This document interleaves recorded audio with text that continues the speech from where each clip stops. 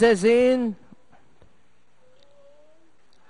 Horses out, they have Shining Armor. Pass to begin, Danori inside, Market Value, Redemption, then followed by Yale Yale, Knockout Babes and Yales and Big Pangbong is the early trailer. We have Shining Armor is on the outside. Danori inside is Market Value. 7 lengths away in third. Ale Redemption, Senyales, Knockout Babe. And a long way back to Big Pangbong. Shining Armor this time by about 3/4 of a length. Market Value drives back in second.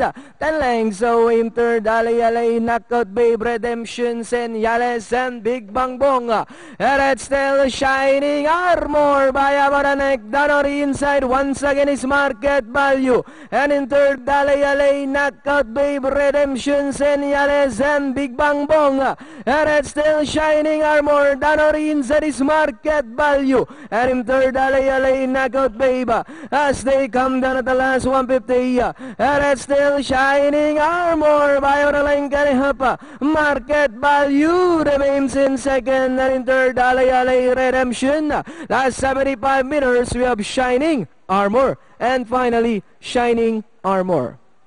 Market Value, Redemption, Ale Zan, Knockout Babe. 32416. Alright. 3246 pala. 6. 3246.